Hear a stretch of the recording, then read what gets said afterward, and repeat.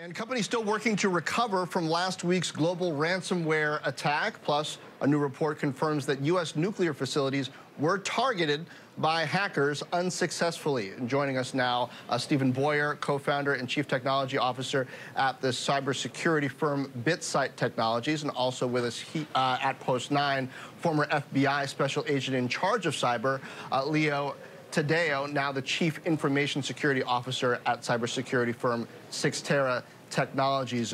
Gentlemen, welcome to both of you. Stephen, I want to start with you. Are we out of the woods yet when it comes to this Petya attack, and are we any closer to understanding exactly what the motives were behind it? Well, the motives are very difficult to completely understand. I think that for the most part, organizations have stabilized.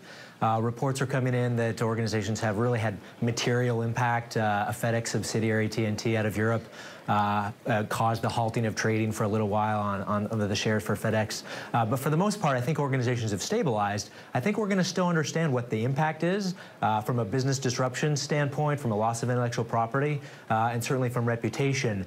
But I think you have broader issues, which is, hey, how do these things happen, and what can companies do to respond?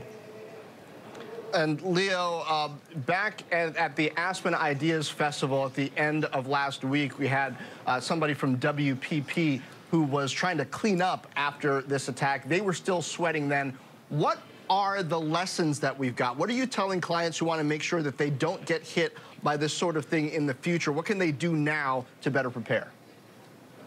Well, that's a common problem for organizations, deciding what technologies to deploy. We've seen that legacy cybersecurity tools just aren't getting the job done. We have legacy firewalls, legacy network access controls. Those are very hard to configure. They're expensive, and they take enormous numbers of people to manage. What we need is a leapfrog technology, and our advice to companies is software-defined perimeter. We think that is the solution to prevent the type of penetration and to prevent the type of lateral movement that ransomware takes advantage of.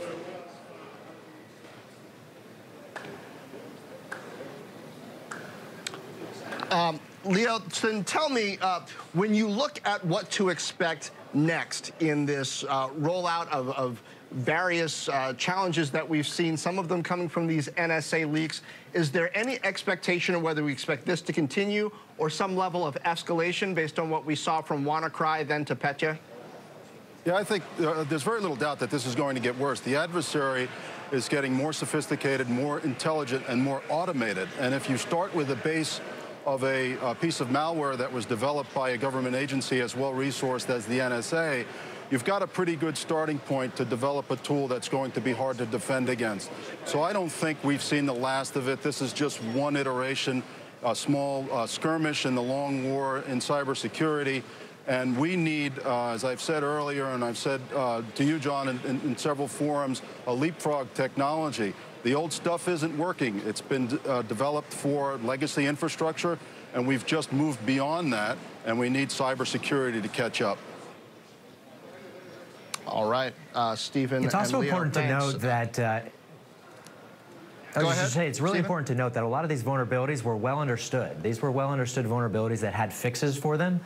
So organizations really could have prevented a lot of the spread and some of the damage by adopting best practices and putting some of those patches or fixes in place. I think one other thing that's interesting here is that the initial malware infection came through a supply chain partner, a Ukrainian software vendor, where the malware was able to be dropped on those systems, which really demonstrates a lot of the exposure that comes through the third parties or vendors. And that's something that needs a lot of scrutiny for organizations to understand. Hey, what is our risk that comes through third parties, and what does that mean for us, and how do we manage it?